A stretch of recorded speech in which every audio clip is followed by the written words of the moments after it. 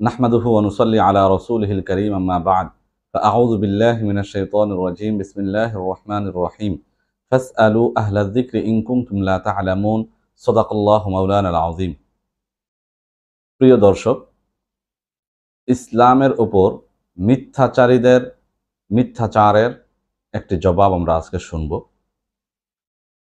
বর্তমান সময়ে নাস্তিকদের পক্ষ থেকে একটি প্রশ্ন খুব বেশি নেটে আমরা দেখতেছি।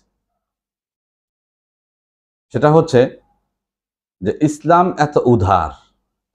এত উদারতা দেখাচ্ছে, ইসলাম নারীদের ব্যাপারে এত উদার, ইসলাম নারীদেরকে এত অধিকার দিয়েছে, এই অধিকার দিয়েছে, সেই অধিকার দিয়েছে। অথচ আমরা যদি দেখি, ইসলাম গোলামবাদীর ব্যাপারে কোনো ধরনের উদারতা দেখায়নি, বরঞ্চ গোলামবাদীকে রাখার জন্য ইসলাম আরো সমর্থন করেছে। আসলে দেখেন, এই বিষয়টাকে আলোচনা করতে হলে একটু বিস্তারিত আমরা আলোচনা করব। আসলে গোলামবাদীর যে মাসআলা বা গোলামবাদীর যে সময়টা ছিল, সেটা আসলে ইসলাম আসার পূর্ব থেকেই ছিল। অর্থাৎ ইসলাম আসার পূর্বে বলতে রাসূলুল্লাহ সাল্লাল্লাহু আলাইহি ওয়াসাল্লাম নবুয়ত পাওয়ার পূর্ব থেকেই ছিলেন। তো রাসূলুল্লাহ সাল্লাল্লাহু আলাইহি ওয়াসাল্লামকে যখন নবুয়ত দেওয়া হয়েছে, তখন ইসলাম এই গোলামবাদীর ব্যাপারটাকে সমর্থন করেছেন। অর্থাৎ রাসূলুল্লাহ সাল্লাল্লাহু আলাইহি ওয়াসাল্লামই গোলামবাদীটাকে শুরু করে নাই, শুরু এটা পূর্বে থেকেই ছিল, সব ধর্মেই এটা ছিল। কিন্তু রাসূলুল্লাহ সাল্লাল্লাহু আলাইহি ওয়াসাল্লাম নবুয়ত পাওয়ার পরে এটাকে বৈধ ঘোষণা দেওয়া হয়েছে।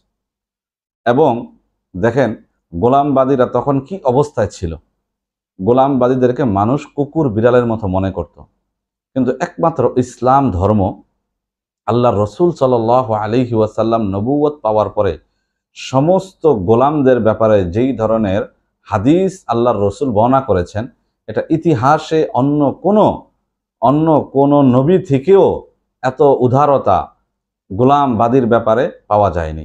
অন্য মানুষ তো বাদী, অন্য কোনো নবীদের থেকেও এই পরিমাণ উদারতা দেখা যায়নি। আল্লাহর রসুল সাল্লাল্লাহু আলাইহি ওয়াসাল্লাম গোলামবাদীর ব্যাপারে যেই পরিমাণ উদারতা দেখাইছে, এই পরিমাণ উদারতা ইতিহাসের কেউ কখনো দেখাইতে পারেনি। আল্লাহর রসুল সাল্লাল্লাহু আলাইহি ওয়াসাল্লাম হাদিস শরীফের ভিতরে বলেন, কোন গোলাম প্রতিদিন 70টা অপরাধ করে, তাহলে তোমরা তার 70টা অপরাধকে ক্ষমা করে দিও। অর্থাৎ নিজের সন্তানের ব্যাপারেও কোনো বাবা মা যদি গোলাম অপরাধ করে, তাহলে 70টা অপরাধ করলে তাকে মাফ করে দেয় না, একটা দুইটা হয়তো মাফ করে, 3টার সময় অবশ্যই তার জবাব দেয়। কিন্তু আল্লাহ রসুল সাল্লাল্লাহু আলাইহি ওয়াসাল্লাম উম্মাহকে শিক্ষা দিয়ে গিয়েছেন যে কোনো গোলাম যদি 70টা, অর্থাৎ অনেক, এখানে সংখ্যা বোঝানো একটা, কিন্তু অনেকগুলো যদি অপরাধ করে থাকে, তাহলে তাকে কি করে দেওয়া? ক্ষমা করে দেওয়া। এরপর দেখেন, গোলামবাদী আসলে আসে কোত্থেকে, এর উৎপত্তি কোত্থেকে? গোলামবাদীর আসলে মূল উৎপত্তি হচ্ছে যখন দুই দেশের ভিতরে যুদ্ধ হয়, আর দুই দেশের যুদ্ধ অবস্থায় যেই দেশটা হেরে যায়, ওই দেশের সেনাবাহিনী এবং ওই দেশের মহিলারা, ওই দেশের সাধারণ নাগরিক তখন বন্দী হয়ে যারা আসে, তারা গোলামবাদী হয়। আচ্ছা, এখন বিষয় হচ্ছে ইসলাম কেন এটাকে সমর্থন করলেন? দেখেন সম্মানিত দর্শক, আপনারা জ্ঞানী, আপনারা এটাকে নিয়ে অবশ্যই ভাববেন। 3টা সূরত থাকে। একটা মানুষ যখন বন্দী হয়ে আসে, তখন তার ব্যাপারে 3টা সূরত থাকে। একটা সূরত হচ্ছে হইলে আপনি পুরা সেনাবাহিনীকে ছেড়ে দিবেন, অর্থাৎ তারা ধরা পড়েছে, তাদেরকে আপনি ছেড়ে দিলেন, এটা একটা। কিন্তু এটা কোনো দেশ করবে না, কখনোই কেউ করে না। কারণ আমি যদি পুরা সেনাবাহিনীকে ধরার পরে, তাদেরকে হার মানানোর পরে, তারা হেরে যাওয়ার পরে আমি যদি তাদের বাদশা সহ তাদের সকলকে ছেড়ে দিই, তাহলে পুনরায় তারা আবার আমার দেশের উপর আক্রমণ করবে। তো এটা কোনো বাদশা করবে না, কোনো বুঝবান কোনো মানুষ এটাকে করবে না। দ্বিতীয় হচ্ছে, আপনি তাদেরকে বন্দি করে সারা জীবন বন্দি করে রাখবেন। আচ্ছা বলেন, 1 লক্ষ মানুষকে যদি আপনি বন্দি করে রাখি, তাহলে তাদের খাবার কোত্থেকে আসবে? আর এই 1 লক্ষ মানুষকে রাখার জন্য এদের জন্য আরো 10,000 মানুষ নিয়োগ দিতে হবে। এদের রান্না বান্না, এদের দেখাশোনা করা, সব কিছু মিলিয়ে সরকারের বিশাল একটা খরচ দেখা দিবে। অর্থাৎ কোনো সরকারই তাদেরকে এইভাবে রাখবে না, শুধু বন্দি করে তারা শুধু খাবে আর ঘুমাবে, এভাবে কোনো সরকার রাখবে না। আরেকটা সূরত হচ্ছে যে তাদেরকে হত্যা করে ফেলা, অর্থাৎ যারাই আসছে তাদেরকে হত্যা করে দেওয়া। তো যদি এটা ইসলাম সমর্থন করত যে হ্যাঁ, যারাই ধরা পড়ছে তাদের সকলকে আমরা হত্যা করে দেব, আচ্ছা বলেন তো, তাহলে পৃথিবীতে সবচাইতে মানুষ ইসলামকে ঘৃণা করত, যে তারা সামান্য জীবনটুকু দেয় নাই বাঁচার জন্য। ইসলাম এমন একটা ধর্ম যে সামান্য মানুষকে বাঁচার অধিকারটুকু দেয় নাই। দেখেন, ইসলাম আসার পূর্বে, রাসূলুল্লাহ সাল্লাল্লাহু আলাইহি ওয়াসাল্লামের নবুয়তের পূর্বে ইতিহাসে অনেক এমন উদাহরণ পাওয়া যায় যে ধরা পড়ার পরে তাদের সাথে এমন কোনো অত্যাচার করা হয় নাই সেই বাহিনীর সাথে, যা পৃথিবীতে দ্বিতীয় আর নজির আছে। তো ইসলামের ভিতরে ইসলাম এটাকে এত সুন্দরভাবে সমর্থন করেছে যে ইসলাম চিন্তা করেছে রাষ্ট্রেরও ক্ষতি হবে না, এবং রাষ্ট্রের উপর যেন দ্বিতীয়বার আবার আক্রমণ করতে না পারে, রাষ্ট্রের জন্য ব্যয়বহুল খরচ না হয়ে যায়, এবং এতগুলো মানুষকে যেন নির্বিচারে হত্যাও করা না হয়।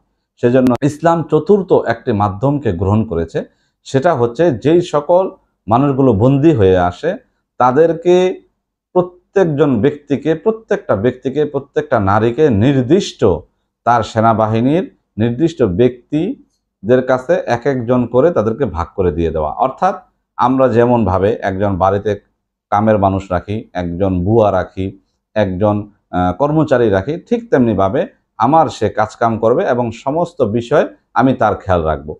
ঠিক ইসলাম এইভাবে সুন্দরভাবে তাদেরকে ভাগ করে দিয়েছেন, এবং এতে করে তারা তাদের জীবন যাপনও করতে পারতেছে, এবং তারা মালিকের মন জোগাইতে পারলে, মনকে তারা আনন্দ দিতে পারলে, মালিককে তারা খুশি রাখতে পারলে, অর্থাৎ তারা যার আন্ডারে থাকে, যেই মালিকের আন্ডারে থাকে, যদি তাকে তারা খুশি করতে পারে, মালিক তাদেরকে আজাদ করে দেওয়ারও সুযোগ আছে।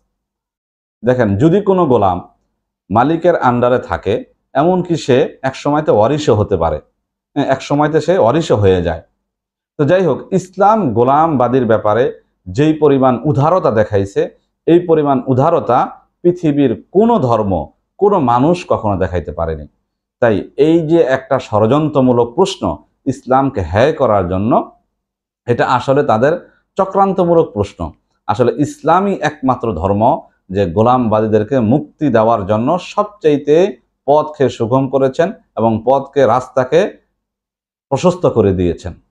এজন্য যারাই ইসলামকে ছোট করার জন্য এই জাতীয় প্রশ্নগুলো আনেন, আপনারা গোলামবাদীর মাসলাগুলো ঘাটেন এবং গোলামবাদীর মাসলাগুলোকে দেখেন, এরপরে আপনারা ইসলামের উপর প্রশ্ন করেন। ইনশাআল্লাহ আশা করি আপনারা আপনাদের জবাব পেয়ে যাবেন।